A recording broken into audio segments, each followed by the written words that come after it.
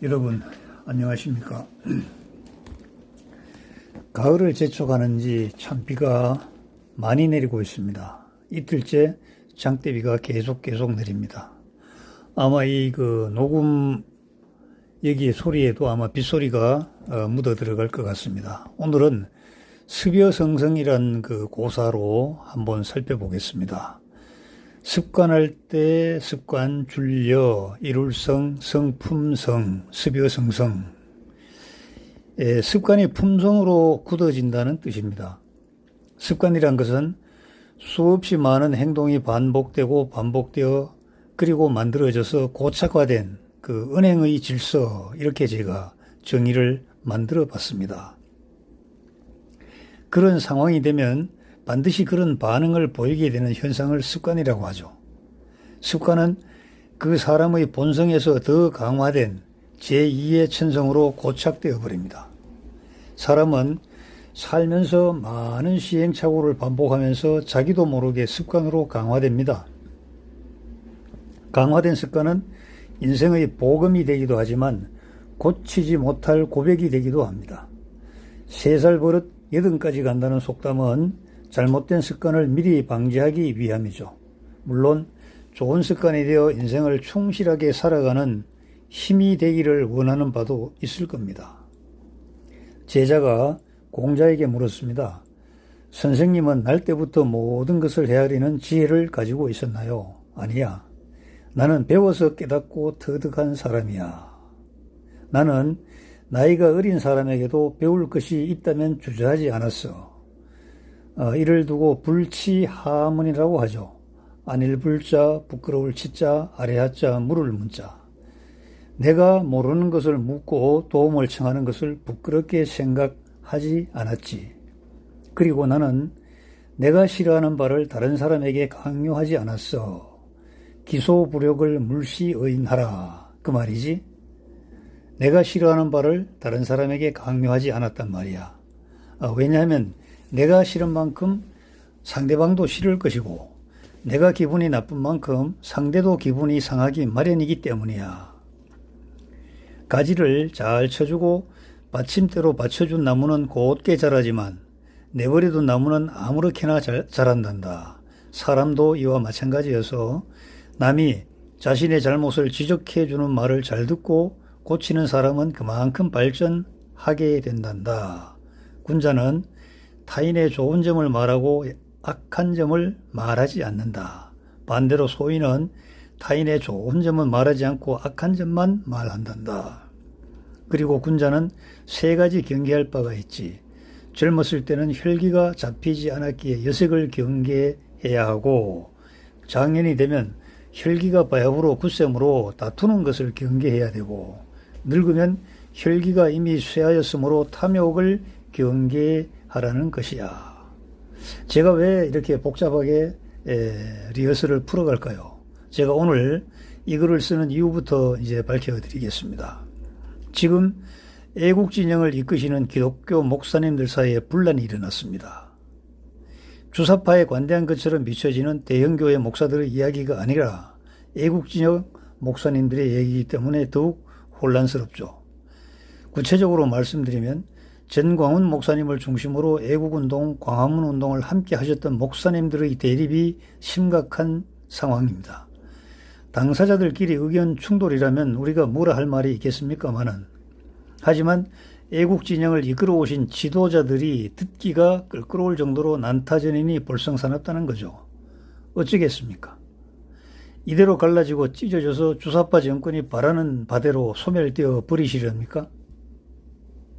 어찌할 수 없는 능력의 한계로 발만 동동 구르던 국민들이 전광훈 목사님이라는 지도자를 중심으로 모여서 거대한 파워를 만들어 세상의 빛과 희망이 생겨 좋았다고 우리가 발을 동동 굴렸죠. 음동설안의 광야에서 잠을 잤습니다. 스티로폼을 깔고 비닐을 몸에 감고 미쳤다는 소리를 들으며 손가락질 받으면서도 흔들리지 않는 의연한 자신의 모습에 스스로 대견하게 느꼈었죠. 평소 같았으면 말도 걸지 못하였을 정사복 경찰 관리에게도 삿대질을 하고 고함을 치는 그러한 용기를 배짱을 부리기도 하였습니다. 어디 나 혼자라면 감히 그런 행동을 할 수가 있었을까요? 전광훈 목사님이라는 걸출한 지도자가, 영적 지도자가 계셨기 때문에 우리가 그 아래서 이런 행동도 감히 서슴없이 할 수 있었던 것입니다. 하나님을 믿는 성도들이 아니면서도 용돈을 꼬깃꼬깃 아껴서 모아서 담은 정성들이 줄을 이었죠.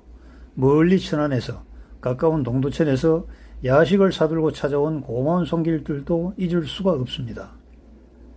무지하였던 국민들이 애국을 알고 이승만을 알고 박정희를 알고 독립운동사를 알고 대한민국 해방 전후의 역사를 사실대로 알게 되었습니다.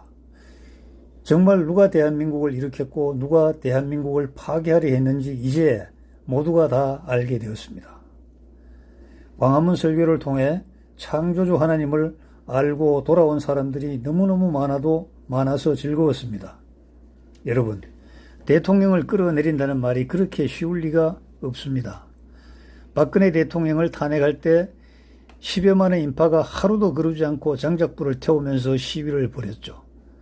대통령도 오금이 저려서 맞짱 뜨지 못하고 물러나고 말았는데 그 촛불과 횃불이 지켜주는 지금 대통령을 하야시키기가 그리 만만할까요?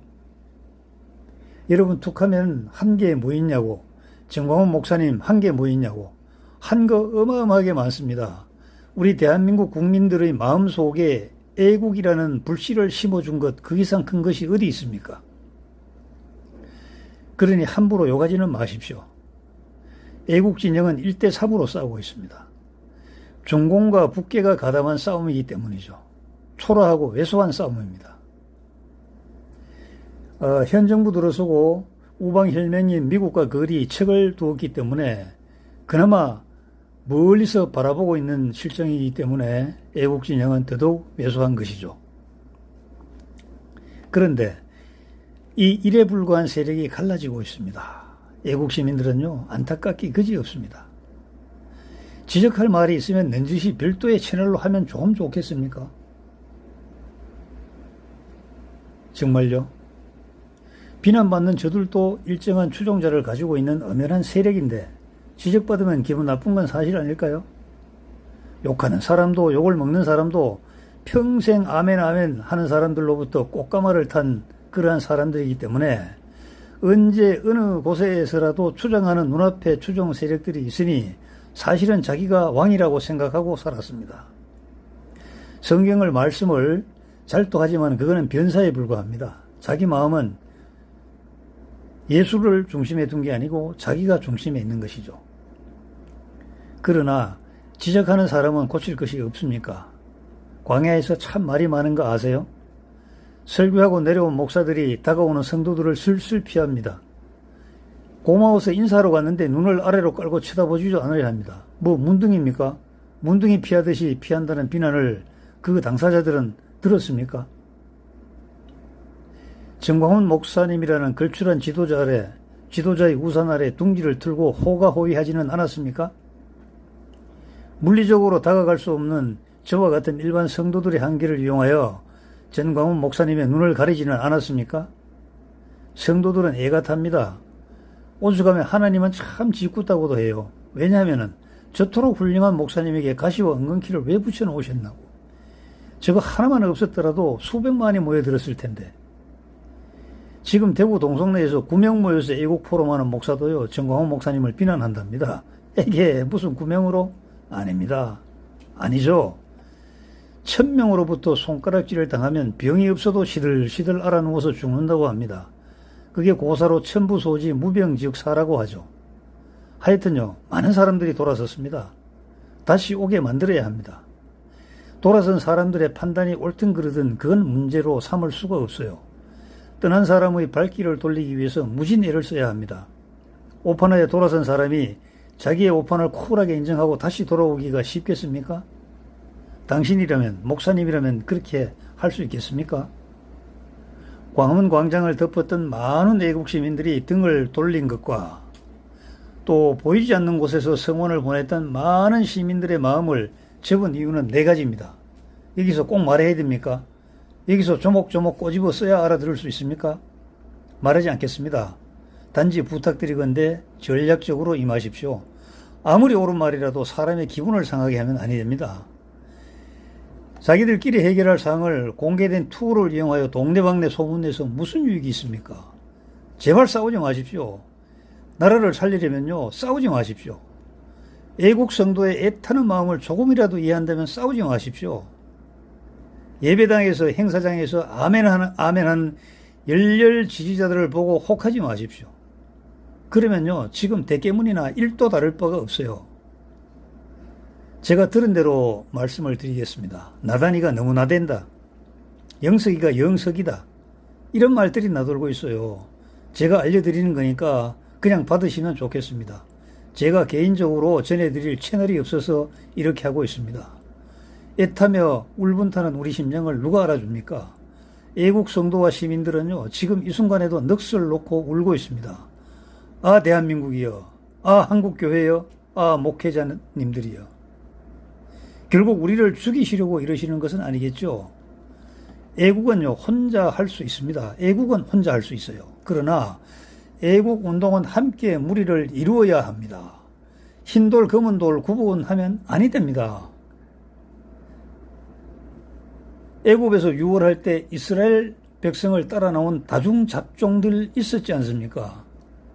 이스라엘을 따라 나가면 잘 살 수 있다는 그들처럼 지금 우리 애국 진영을 따라오면은 영원히 잘 살 수 있다는 느낌을 가지고 따라붙도록 해야 되는 거 아니겠습니까? 욕질을 하면서도 성령이 시키는 대로 했다면 성령이 칭찬할까요? 저도 똑같은 욕을 여기서 한번 하고 싶습니다만 참겠습니다.